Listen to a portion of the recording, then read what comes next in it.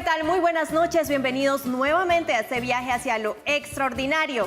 Los saluda Ángela Collazos y esta noche volvemos a abrir la puerta a historias que nos demuestran que el cambio empieza por pequeñas acciones que generan grandes impactos. Conoceremos personas que hacen del reciclaje una causa, controles, celulares, cables y computadores que gracias a la economía circular se transforman en oportunidades reales para el planeta y para la educación de cientos de niños. También hablaremos de cómo se siente tocar fondo en la calle y en las drogas, para más de 20 años después encontrar la fuerza para sanar, estudiar y hoy tenderle la mano a quienes aún no han salido de ese abismo. Y nos vamos al mundo de los cubos Rubik, donde un joven colombiano no solo resuelve acertijos en segundos, sino que con disciplina y pasión se ha convertido en uno de los mejores del mundo. Esta noche hablaremos de impacto, de solidaridad y de talento, porque detrás de cada historia hay un mensaje que nos recuerda que todos podemos marcar la diferencia. Porque aquí lo que nos une son las historias, pero contadas de otra manera. Gracias por continuar embarcados en este viaje hacia lo extraordinario. Dicen que quien no conoce su historia está condenado a repetirla y que hay que vivir para contarla. Pero hay quienes como Freddy la conocen tan bien que deciden transformarla. A sus 9 añitos probó el bazuco por primera vez. La razón ya la descubriremos porque casi siempre hay una razón. A partir de ahí su vida se volvió una espiral de adicción, calles, robos, cárcel y abandono. Durante 25 años fue un habitante de calle más, sin nombre, sin rumbo, sin fe. Lo llamaban piraña y su historia parecía condenada a la nada. Pero un día, entre tanta oscuridad, algo cambió. Se levantó. No fue fácil. Recaídas, rechazos, derrotas, 20 veces hasta que lo logró. Hoy nuestro periodista Juan Cuesta nos trae la historia de Freddy, que ya no consume, ya no huye, ya no roba. Hoy escucha, acompaña, sana a otros como él. Es psicólogo y su historia es un testimonio de que se puede revivir tras el abismo.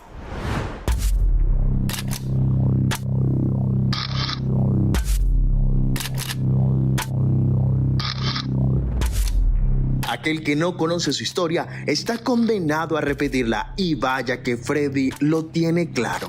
Su historia personal es una historia como ninguna.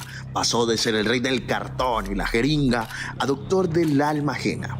Un contraste lúgubre donde la calle y la academia lo hicieron sabio.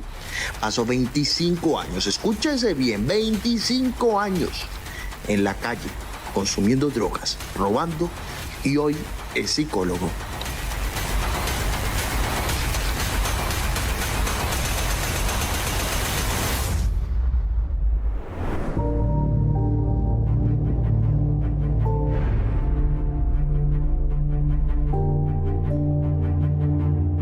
Con tan solo 9 años de edad, Freddy probó el bazuco y se quedó en él. Recuerda que la primera vez que lo hizo fue en su barrio de nacimiento, Buenos Aires. En Cali, una mañana cualquiera decidió ir a buscar a su hermano a una bicicletería. Recuerda, era esquinera, en el parque principal del barrio. No lo vio, pero encontró a sus amigos quienes en un acto irresponsable marcaron el destino que tendría por las próximas 2 décadas y media de su vida. Cuando yo llego ahí, ellos me dicen que él no está y me empiezan como a molestar y al final me enseñan a fumar cigarrillo cargado del polvo blanco llamado bazuco. A esa edad, a los 9 años, en este parque, al frente de este parque, en esa bicicletería, por primera vez entró esa sustancia psicoactiva a mi vida y bueno, lo que me generó, me gustó, el placer. Sí, placer, ese que le producía ese susurro dulce del infierno envuelto en papel de cigarrillo. Sentí felicidad, sentí euforia, sentí que me aceleré mucho, como que hablaba con más facilidad, actuaba con más facilidad. Cuando los niños estaban como pidiendo para un sándwich, para un bolis, en la escuela, en el descanso, pues yo estaba pensando en bazuco y era doloroso. En su casa había problemas. Creció en el seno de una familia disfuncional. Su madre y su padre, aunque juntos, no le prestaban atención porque tenían que lidiar con el problema de adicción que padecía también su hermano mayor. Y mientras tanto, él también naufragaba. Más adelante le tocó vivir uno de los capítulos más horribles de su vida, la muerte de su hermano mayor. Un acontecimiento que sin duda lo marcó.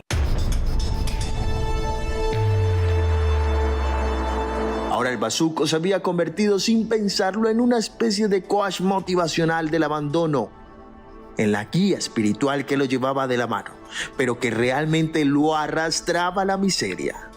Freddy, a su corta edad, era inocente del impacto de lo que hacía. Yo recuerdo que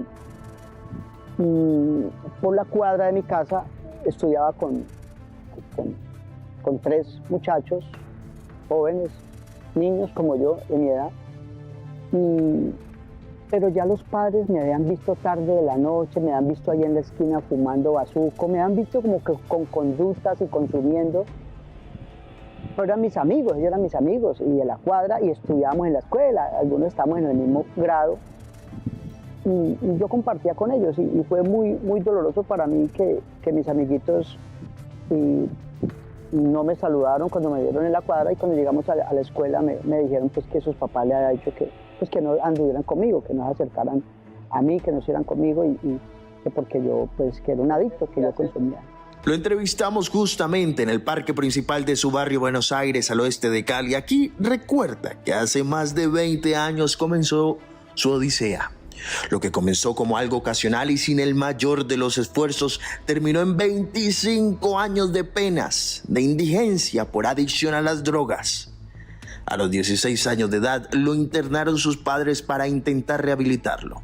Mientras sus compañeros iban de la casa al colegio y viceversa, Freddy iba del colegio al internado. Logró andar por buen camino durante un tiempo, pero vino otro golpe de ala. Salimos en junio y recuerdo que ya habíamos dado la cuota para el smoking, pues para el grado, y recuerdo que recaí en junio. Y en ese embale de conseguir la sustancia y todo eso, fui al lugar donde alquilé el smoking y dije, yo perdí el año, no me voy a graduar, necesito que me devuelvan el dinero que dimos porque yo no voy a alquilar el smoking, no sé qué, y hubo como una discusión ahí bien abeja, y me devolvieron la mitad de lo que habían alquilado.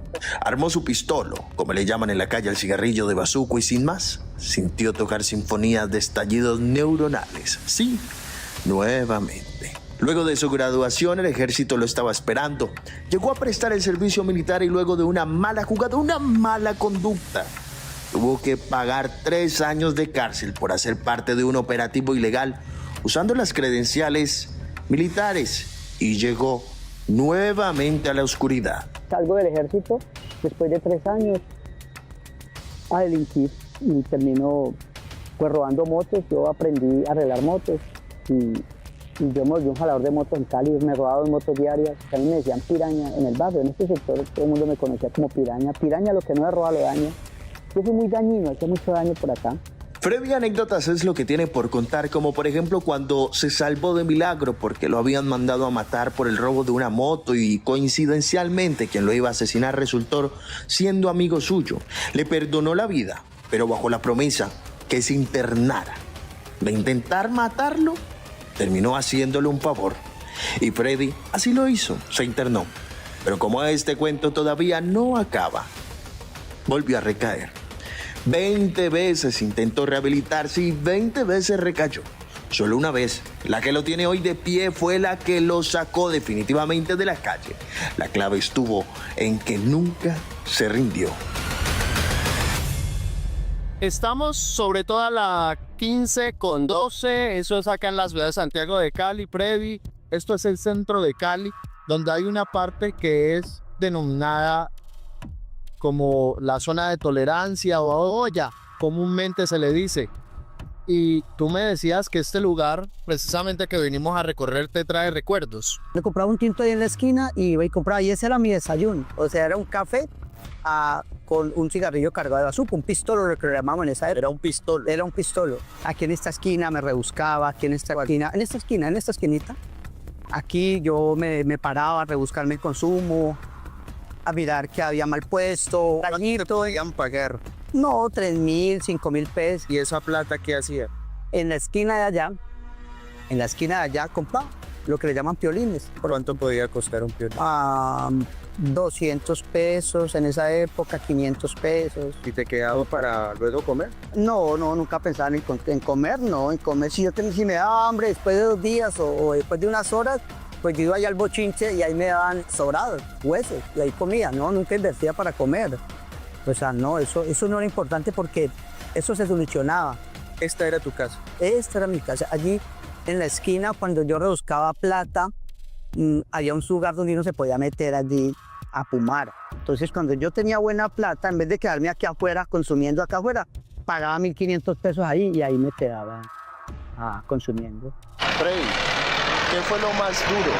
La escena más difícil, quizá, que te haya tocado experimentar o vivir aquí, o ser testigo. En este sector, sí. Ver apuñalear a alguien por quitarle un piolín, una bolsita de perico, una papeleta de perico. Verlo apuñalar, meterle 4 o 5 puñaladas porque entonces te pidió y vos no le quisiste dar y entonces la persona te apuñaló y solo por quitarte ese piolín. O sea, la vida al final valía como un vaso, una papelita de azúcar. Eso. Y otras, pues sí, digamos no de manera presencial, pero sí se escuchaban personas que vendían y tenían sus carritos, sus vendedores, como los dueños del consumo, de la sustancia, tenían quienes vendían y por la ansiedad de consumir se descuadraban o se fumaban el plante, lo que les daban para vender y los mataban. O sea, los mataban porque y los metían por allá a una casa y los mataban, o sea, los sacaban pues en bolsas. Recuerda cómo, al igual que muchos de los que hoy están en esta calle, a él también se le perdían los ojos como turista en su cráneo, viajando a ninguna parte con paisajes de solo ida. Es bien doloroso y bien impactante porque yo lo que puedo ver en una mirada de esas es sufrimiento, es dolor, es angustia, es tristeza, es necesidad de llenar un vacío existencial. Todos los que hay en este lugar que están consumiendo están buscando su esencia, están buscando a Dios, están buscando el amor. Hay un vacío que tienen todos los seres humanos existencial. Y así como yo lo estuve buscando más de 25 años, yo veo que ellos están buscando llenar ese vacío existencial. En ese prontuario de aventuras y desventuras que lo llevaron a Popayán como último camino de andanza como habitante de calle por robar unos pistolos que no eran suyos, un hombre apuntó a su cabeza y ahí envió súplicas al cielo, pero esta vez no con ayuda de su supuesto coach. Yo le dije a Dios llorando, yo le dije, Dios, yo quiero cambiar pero no puedo. Yo le dije, Dios, ayúdame, yo quiero hacer un pacto contigo porque yo había estado en fundaciones cristianas y yo había escuchado eso, y había escuchado la Biblia, había escuchado de Dios y todo, pero mucha información, pero no había una formación de Dios. Yo me había arrepentido, no me había convertido. Yo siento que ese día ahí me convertí. Se regresó a Cali en un bus intermunicipal, pasó 2 días sin consumir nada y comenzó a sentir cómo su cuerpo no producía ansiedad por la sustancia. No estaba en un trance, estaba viviendo lo que había deseado hace más de 20 años. El milagro comenzó a suceder. La voluntad hizo lo suyo y comenzó a escribir una historia en su vida. Sintió el llamado de Dios a reivindicarse con la sociedad. Y no lo hizo siendo pastor, lo hizo siendo psicólogo. Definitivamente yo tenía que profesionalizarme, porque yo entendí que para uno poder trabajar con adictos, trabajar con ese tipo de población, tenía que tener 3 ítems importantes. Primero, el llamado de Dios, y yo considero que tengo el llamado de Dios. Segundo, amar y entender al adicto. Y para mí el adicto activo es un hermano en el dolor. Yo siento que amo y entiendo al adicto. Y tercero, formarme y capacitarme. Hace 17 años está limpio de sustancias. Volvió a nacer a los 35 años cuando comenzó a rehabilitarse. Y recuerda que cuando se vio al espejo estaba como la canción, flaco, ojeroso y cansado. Cambió los pistolos por libros de Freud, la paranoia por la teoría del apego. Antes analizaba el mundo desde una esquina. Ahora quería entenderlo desde el diván. Yo pasaba por la Universidad de Santiago de Cali y yo decía, yo quiero estudiar allí. Yo quiero estudiar psicología. Yo quiero entender el porqué del comportamiento humano, el porqué yo me quedé en esa repetición habitual de hacerme daño, de sufrir. ¿Por qué me convertí en una persona que no quería ser? ¿Por qué esa conducta? Sí, algunas sustancias pueden provocar muerte neuronal o interferir con la comunicación entre neuronas. Sin embargo, el cerebro tiene una capacidad asombrosa de neuroplasticidad, lo que significa que puede adaptarse y recuperarse en cierta medida. Entendí al inconsciente, pero a veces no al profesor. Era difícil porque debía de mantener una beca y el comienzo no fue nada fácil. En los primeros grupos como que me entendían y me llevaban, pero otros decían no, porque en la universidad está la lucha de ganarse la beca.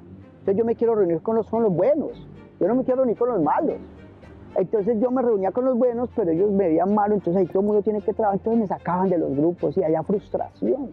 Tuve muchas frustraciones en la academia. Frustración, pero al mismo tiempo rechazo y exilio, pero ya había sido rechazado por cosas peores. ¿Qué podía ser peor? Yo nunca fui juicioso para nada en la vida. Yo lo único bueno que hice fue robar, mentir, engañar, manipular, hacer daño y consumir por boca y nariz, o sea, hacer daño. Sí, yo era un líder negativo y todo lo que hacía era haciendo el mal para conseguir placer y consumo. Pero yo no sabía que yo tenía un líder positivo. El camino fue difícil, pero sintió que valió la pena. Logró este año su título de psicólogo. Tardó 8 años estudiando, pero entendió que así debía de ser el camino. Ahora tiene su propia fundación y trata de impactar en la vida de quienes hoy lucen como él hace años atrás. Hoy recorre este mismo lugar. Y aunque no lleva sotana, su presencia es sermón. No se hizo pastor, no predica en templos, pero entiende los milagros como quien los ha vivido. Es como una cicatriz andante. Estamos en un problema que realmente necesitamos prestarle atención. No atacarlos, esto no es de cárcel, esto no es de agresión, sino de programas de salud mental. De acuerdo con cifras de la Secretaría Distrital de Salud de Cali, en la ciudad entre 2020 y 2021 se detectaron cerca de 11.608 casos de consumo problemático de sustancias psicoactivas. De este número, 4.800 eran jóvenes entre 12 a los 28 años de edad. A nivel país, solo el 17% de las personas en situación de consumo problemático acceden a un tratamiento, la gran mayoría en instituciones privadas. La historia de Freddy puede inspirar, enseñar y hasta sanar, porque alguien que toca fondo se levanta no solo para sí mismo, también abre una puerta para otros.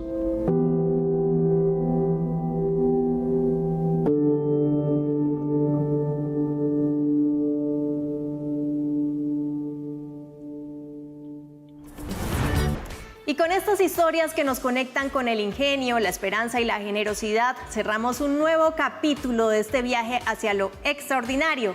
Hoy celebramos la mente que rompe récords, las manos que reciclan futuro y los corazones que salvan vidas. Porque cada giro del cubo Rubik, cada cable reciclado y palabra de aliento nos recuerdan que el cambio comienza con pequeños actos de espíritus grandes. Qué dicha ser testigos de quienes hacen el mundo un lugar más brillante, más justo y más humano. Porque aquí lo que nos une son las historias, pero contadas de otra manera. Hasta pronto.